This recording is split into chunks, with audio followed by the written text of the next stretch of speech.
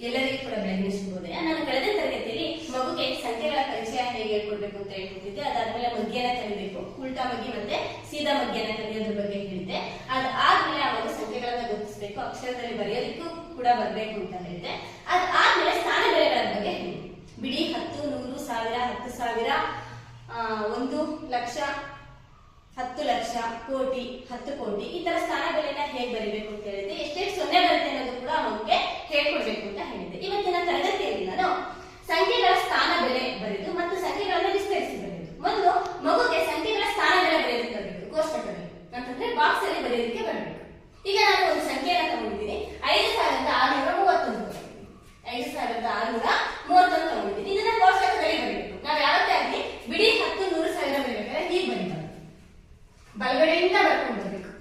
ಬಿಡಿ 10, 100, 1000, 10,000 ಇಲ್ಲಿರೋದು 4 ಸಂಖ್ಯೆ. ಅದನ್ನ ನಾನು ಕೋಷ್ಟಕನ ಜಾಸ್ತಿ ಬರ್ಕೊಂಡಿದ್ದೀನಿ ನಿಮಗೆ ಗೊತ್ತಾಗಲಿ ಅಂತ ಹೇಳ್ಬಿಟ್ಟು. ಈಗ ಬಿಡಿ ಸ್ಥಾನದಲ್ಲಿರುವಂತಹ ಸಂಖ್ಯೆ ಯಾವುದು? 1. 10ರ ಸ್ಥಾನದಲ್ಲಿರುವ ಸಂಖ್ಯೆ 3. 100ರ ಸ್ಥಾನದಲ್ಲಿರುವಂತಹ ಸಂಖ್ಯೆ 6.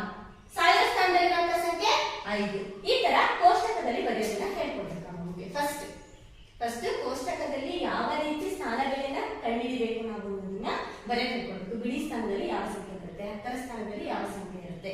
ಈ ಕೋಷ್ಟಕ ಬರೆದಾದ್ಮೇಲೆ ಬಿಡಿ 1, 10ರ ಸ್ಥಾನದಲ್ಲಿರುವ ಸಂಖ್ಯೆ ಯಾವುದು? 30.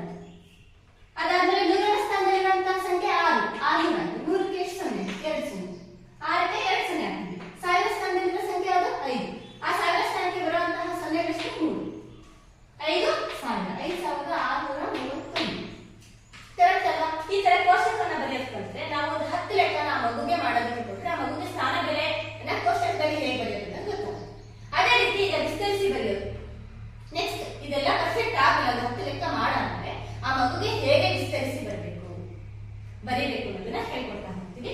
ಈಗ ಬಿಡಿ ಸ್ಥಾನದಲ್ಲಿ ಬಿಡಿ 1 ಇಂಟು ಬಿಡಿ ಸ್ಥಾನದಲ್ಲಿರೋ ಸಂಖ್ಯೆ ಯಾವುದು?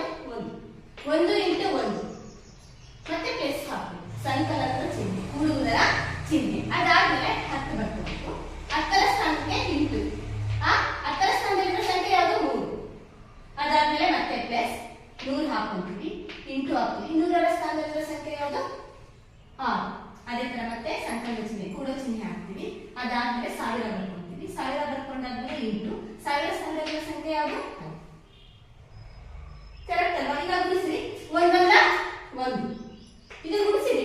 1 ಪ್ಲಸ್ 10 30 ಪ್ಲಸ್ 100 600 ಪ್ಲಸ್ 1000 5,000 ಗುಣಾಕಾರ. ನೆಕ್ಸ್ಟ್ ಮುಂದಿನ ತರಗತಿಯಲ್ಲಿ ಹೇಳ್ಕೊಡ್ತೀನಿ ನಾನು ಗುಣಾಕಾರ ಹೇಗೆ ಮಾಡೋದು ಅಂತ ಹೇಳ್ಬಿಟ್ಟು. ನಮಗೆ ಚಿಹ್ನೆಗಳು ಗೊತ್ತಿರೋದು. ಗಣಿತದ ಮೂಲ ಕ್ರಿಯೆಗಳು ಯಾರು ಅಂತಂದ್ರೆ ಸಂಕಲನ, ವ್ಯವಕಲನ, ಗುಣಾಕಾರ, ಭಾಗಾಕಾರ. ಗಣಿತದ ಮೂಲ ಕ್ರಿಯೆಗಳು. ಗಣಿತದ ಮೂಲ ಕ್ರಿಯೆಗಳು ಯಾವ್ಯಾವು? ಸಂಕಲನ ಪ್ಲಸ್ ಕೂಡುವುದರ ಚಿಹ್ನೆ, ವ್ಯವಕಲನ ಮೈನಸ್ ಕಳೆಯುವುದರ ಚಿಹ್ನೆ, ಗುಣಾಕಾರ, ಇಂಟು ಗುಣಾಕಾರದ ಚಿಹ್ನೆ, ಭಾಗಾಕಾರ ಡಿವೈಡೆಡ್ ಬೈ ಇವು ಗಣಿತದ ಮೂಲ ಕ್ರಿಯೆಗಳು. ಈ ಗಣಿತದ ಮೂಲ ಕ್ರಿಯೆ ಆಗ್ಬೇಕು ಅಂತಂದ್ರೆ ನೋಡಿ, ಇಂಟು ಅಂತಂದ್ರೆ ಗುಣಿಸ್ಬೇಕು, ಪ್ಲಸ್ ಅಂದ್ರೆ ಸಂಕಲನ ಚಿಹ್ನೆ ಬಂದಾಗ ಕೂಡಬೇಕು. ಇದು ಗೊತ್ತಿರಬೇಕು. ಹಾಗಾಗಿ ಗಣಿತದ ಮೂಲ ಕ್ರಿಯೆಗಳ ಬಗ್ಗೆ ಮಕ್ಕಳಿಗೆ ಗೊತ್ತಿರಬೇಕು. ಗಣಿತದ ಮೂಲ ಕ್ರಿಯೆ ಯಾವ್ಯಾವ ಅಂತಂದ್ರೆ ಸಂಕಲನ, ವ್ಯವಕಲನ, ಗುಣಾಕಾರ, ಭಾಗ. ಸಂಕಲನದ ಚಿಹ್ನೆ ಪ್ಲಸ್ ಕೂಡುವುದು, ವ್ಯವಕಲನದ ಚಿಹ್ನೆ ಮೈನಸ್ ಕಳೆಯುವುದು, ಗುಣಾಕಾರದ ಚಿಹ್ನೆ ಇಂಟು ಗುಣಿಸುವುದು, ಭಾಗಾಕಾರದ ಚಿಹ್ನೆ ಡಿವೈಡೆಡ್ ಬೈ ಭಾಗಾಕಾರವನ್ನು ಮಾಡುವುದು. ಮುಂದಿನ ತರಗತಿಯಲ್ಲಿ ಸಂಕಲನ ಅಂತಂದ್ರೆ ಏನು, ಸಂಕಲನ ಪದಗಳ ಬಗ್ಗೆ ಪರಿಚಯನ ಮಾಡ್ಕೊಳ್ತಾ ಹೋಗ್ತೀನಿ. ಅದೇ ತರ ವ್ಯವಕಲನ, ಗುಣಾಕಾರ, ಭಾಗಾಕಾರ 1 by 1 ನೋಡ್ಕೊಳ್ತಾ ಹೋಗ್ತೀನಿ. ಈಗ ಸ್ಥಾನ ಬೆಲೆ ಬಗ್ಗೆ ಹೇಳಿದಕ್ಕೋಸ್ಕರ ಸ್ಥಾನ ಬೆಲೆನ ಹೇಗೆ ಬರೀಬೇಕು ಅನ್ನೋದು ಆ ಮಗು ಗೊತ್ತಾಗಲಿ ಅಂತ ಇಷ್ಟ ಮಾಡಿದೆ. ಈಗ ಅದೇ ತರ ಬೇರೆ ಸಂಖ್ಯೆನ ಹಾಕೊಂಡು ನೋಡೋಣ. ಈಗ ನೋಡಿ, ಈಗ ಅದೇ ರೀತಿ ಇನ್ನೊಂದು ಲೆಕ್ಕವನ್ನ ಹಾಕೊಂಡಿದ್ದೀನಿ. ಈಗ ನೋಡಿ, ಇನ್ನೊಂದು ತರನ ಮಗುಗೆ ಹೇಳ್ಕೊಡ್ಬೋದು. ಇದು ಸುಮ್ಮನೆ ಈಸಿಯಾಗಿ ಆ ಮಗುಗೆ ಕಲಿಸೋದಕ್ಕೆ, ಬೇಸಿಕ್ಲಿ ಹೇಗೆ ಕಲಿಸ್ರಿ ಅಂತ ಹೇಳೋದಕ್ಕೆ ಹೇಳಿದೆ. ಈಗ 10,000ದವರೆಗೆ ಸಂಖ್ಯೆನ ಹಾಕೊಂಡಿದ್ದೀನಿ. 98,012 ಹಾಕೊಂಡಿದ್ದೀನಿ. ಈಗ ಇನ್ನು ಈಸಿಯಾಗಿ ಮಗುನ ಬರೆಯೋಕೆ ಹೇಳ್ಕೊಡ್ಬೇಕು ಅಂತಂದ್ರೆ ಬಿಡಿ ಅಂದ್ರೆ ಏನು, ಯಾಕಂದ್ರೆ ವಿಸ್ತರಿಸಿ ಬರೆಯೋದು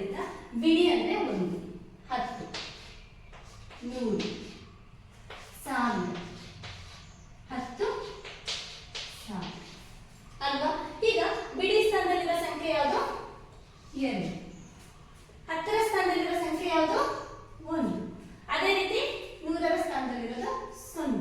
ಅದೇ ರೀತಿ 1000ರ ಸ್ಥಾನದಲ್ಲಿರೋದು 8. ಅದೇ ರೀತಿ 10,000ರ ಸ್ಥಾನದಲ್ಲಿರೋದು 9 ಅಲ್ವಾ? ಈಗ ನೋಡಿ, 2 ಇಲ್ಲೇ ಮಾಡ್ಬಿಡ್ಬೋದು ಮಗು, ಈಸಿ ಮೆಥಡ್ ಅಲ್ಲಿ. 2 1 2, 1 10, 0ಗೆ 0 ಯಾವುದೇ ಸಂಖ್ಯೆನ ಗುಣಿಸಿದ್ರು ಕೂಡ 0ನೇ ಬರುತ್ತೆ. ಅದು ಕೂಡ ಕಳೆದ ನಿಯಮ ಹೇಳ್ಬೇಕಾದ್ರೆ ಮಾಡ್ತೀವಿ. ಈಗ ನೋಡಿ, 8,000 ಈಗ 90,000 ಈ ತರ ಈಸಿನೂ ಮಾಡ್ಬೋದು. ಕರೆಕ್ಟ್ ಅಲ್ವಾ? ಈಗ ನೋಡಿ, ಇದೇ ತರ ಸಂಖ್ಯೆನ ಬರುತ್ತೆ ಅಂತಂದ್ರೆ ಇನ್ನೊಂದು ಕ್ವಶನ್ ಹಾಕೊಂಡು 98,012 ಈ ತರನು ಮಾಡ್ಬೋದು.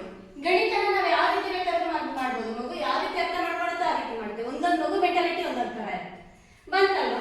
ಈ ತರನೇ ಹೇಳ್ಕೊಡ್ತಾರೆ ಕೆಲವರು. ಅದೇ ಕರೆಕ್ಟ್ ಮೆಥಡ್ ನಾವು ಹೇಳ್ಕೊಡ್ತಾ ಹೋಗ್ಬೇಕಾಗುತ್ತೆ. ಟೆಕ್ಸ್ಟ್ ಬುಕ್ ಅಲ್ಲಿ ಹೇಗಿರುತ್ತೋ ಹಾಗೆ ಮಗು ಕಲಿಬೇಕಾಗುತ್ತೆ. ನಾನು ಸುಮ್ಮನೆ ಮನೆಯಲ್ಲಿ ಮಕ್ಕಳು ರಜದಲ್ಲಿ ಇರ್ತಾರಲ್ಲ, ಆಗ ಮಗುಗೆ ಹೇಗೆ ಸ್ಥಾನ ಬೆಲೆಯನ್ನ ಬರೆಯೋದನ್ನ ಹೇಳ್ಕೊಡೋದು ಅಂತ ಹೇಳ್ತಾ ಇದ್ದೀನಿ. ಈ ತರ ಕೂಡ ಮಾಡ್ಬೋದು. ಇದನ್ನ ವಿಸ್ತರಿಸಿ ಬರೆಯೋದಾದ್ರೆ ಆ ಮಗುಗೆ ಕಷ್ಟ ಆಗಲ್ಲ ಅಂತ ಅಷ್ಟೇ, ಇನ್ನೇನಿಲ್ಲ. ಈಗ ವಿಸ್ತರಿಸಿ ಬರೆಯೋದಾದ್ರೆ 98,012 ಹೇಗೆ ವಿಸ್ತರಿಸಿ ಬರೆಯೋದು ಅಂತೇಳಿ, ಬಿಡಿ ಅಂದ್ರೆ ಆಲ್ರೆಡಿ ಒಂದಿದೆ, 1ರ ಪಕ್ಕಕ್ಕೆ ಹಿಂಡಿ ಗುಣಾಕಾರದ ಚಿಹ್ನೆ ಹಾಕ್ತೀವಿ. ಬಿಡಿ ಸ್ಥಾನದಲ್ಲಿರೋ ಸಂಖ್ಯೆ ಯಾವುದು? 2, ಮತ್ತೆ ಸಂಕಲನದ ಚಿಹ್ನೆ ಪ್ಲಸ್ ಹಾಕ್ತೀವಿ. ಅದಾದ್ಮೇಲೆ ನೆಕ್ಸ್ಟ್ 10 ಮತ್ತೆ ಹಿಂಡಿ ಗುಣಾಕಾರದ ಚಿಹ್ನೆ, ಆಮೇಲೆ 1 ಸ್ಥಾನದಲ್ಲಿರೋದು ಪ್ಲಸ್.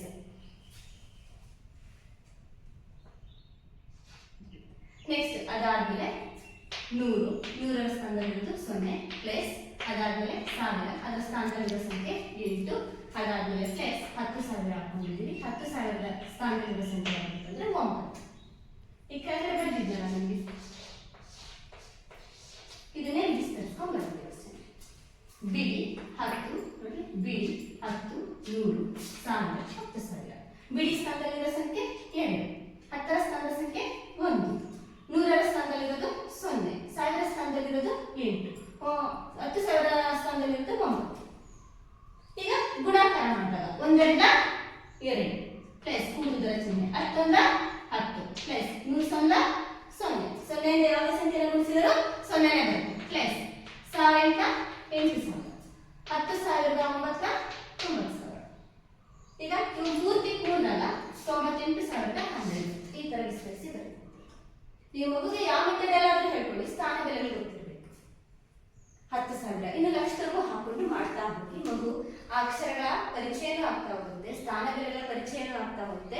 ಬಿಡಿ 10 100 1000 10,000 1 ಲಕ್ಷ 10 ಲಕ್ಷ 1 ಕೋಟಿ 10 ಕೋಟಿ 1 ಲಕ್ಷ 10 ಲಕ್ಷ ಎಲ್ಲದನ್ನೂ ಕೂಡ ಕಲಿತಾ ಹೋಗುತ್ತೆ. ಬಿಲಿಯನ್ ಮಿಲಿಯನ್ ಜ್ಯೋತಿರ್ವರ್ಷ ಕಂಟಿನ್ಯೂಸ್ ಆಗಿ ಕೇಳೋದು ಕಲಿತಾ ಹೋಗುತ್ತೆ. ಈ ತರ ಅಭ್ಯಾಸಗಳನ್ನ ಮಕ್ಕಳಿಗೆ ಮಾಡಿಸ್ಬೇಕು. ಮುಂದಿನ ತರಗತಿಯಲ್ಲಿ ನಾನು ಈ ಗಣಿತದ ಮೂಲ ಕ್ರಿಯೆಗಳಾದಂತಹ ಸಂಕಲನದ ಚಿಹ್ನೆ ಪ್ಲಸ್ ಕೂಡುವುದು, ವ್ಯವಕಲನದ ಚಿಹ್ನೆ ಮೈನಸ್ ಕಳೆಯುವುದು, ಗುಣಾಕಾರದ ಚಿಹ್ನೆ ಇಂಟು ಗುಣಿಸುವುದು, ಭಾಗಾಕಾರದ ಚಿಹ್ನೆ ಡಿವೈಡೆಡ್ ಬೈ ಭಾಗಿಸುವುದು, ಇದ್ರ ಬಗ್ಗೆ ಸಂಕಲನದ ಪದಗಳು, ವ್ಯವಕಲನದ ಪದಗಳು, ಗುಣಾಕಾರದ ಪದಗಳು, ಭಾಗಾಕಾರದ ಪದಗಳ ಬಗ್ಗೆ ಡೆಫಿನೇಷನ್ ಆಗಿ ಕೊಡ್ತಾ ಹೋಗ್ತೀನಿ. ಒಂದೊಂದೇ ಹಂತವಾಗಿ ಹೇಳ್ಕೊಡ್ತಾ ಹೋಗ್ತೀನಿ. ಯಾಕಂದ್ರೆ ಸಂಕಲನದ ಪದಗಳು ಎಷ್ಟೋ ಜನ ಗೊತ್ತಿಲ್ಲ, ಕೂಡಲಕ್ಕೆ ಎಲ್ಲರಿಗೂ ಬರುತ್ತೆ. ಕೂಡೋದನ್ನ ಹೇಳ್ಕೊಡ್ತೀವಿ ಮಗುಗೆ. ಒಂದು ಎಷ್ಟ 2 2 ಎಷ್ಟ 4 ಈ ತರ ಹೇಳ್ಕೊಡ್ತೀವಿ. ಆದ್ರೆ ಸಂಕಲ್ಯ ಅಂದ್ರೇನು, ಸಂಕಲಕ ಅಂತಂದ್ರೇನು, ಮೊತ್ತ ಅಂತಂದ್ರೇನು, ವ್ಯವಕಲನ ಅಂದ್ರೇನು, ವ್ಯವಕಲ್ಯ ಅಂದ್ರೇನು, ವ್ಯವಕಲಕ ಅಂತಂದ್ರೇನು, ವ್ಯತ್ಯಾಸ ಅಂತಂದ್ರೆ ಏನು, ಈ ತರ ಬಿಡಿಸಿ ಮುಂದಿನ ತರಗತಿಯಲ್ಲಿ ಮಗುಗೆ ಬೇಸಿಕ್ ನಾಲೆಡ್ಜ್ ಅನ್ನ ಹೇಳ್ಕೊಡ್ತಾ ಇದ್ದೀನಿ. ನಾನು ಈಗ ಹೇಳ್ಕೊಡ್ತಾ ಇರೋದು ಸ್ಪರ್ಧಾತ್ಮಕ ಪರೀಕ್ಷೆಗೆ ಅಂದ್ರೆ ಮುರರ್ಜಿ ಎಕ್ಸಾಮ್ಸ್ಗೆ ಮಕ್ಕಳಿಗೆ ಈಸಿ ಆಗಲಿ ಅಂತ ಹೇಳ್ಬಿಟ್ಟು ಇವನ್ನ ಮಾಡ್ತಾ ಇದ್ದೀನಿ. ಇದು ಮುರರ್ಜಿಗೆ ಸಂಬಂಧಪಟ್ಟಿರುವಂತಹ ತರಗತಿ. ಈ ನನ್ನ ವಿಡಿಯೋ ನಿಮಗೆ ಇಷ್ಟ ಆದರೆ ಲೈಕ್ ಕೊಟ್ಟು ಶೇರ್ ಮಾಡಿ, ಸಬ್ಸ್ಕ್ರೈಬ್ ಮಾಡಿ. ಧನ್ಯವಾದಗಳು.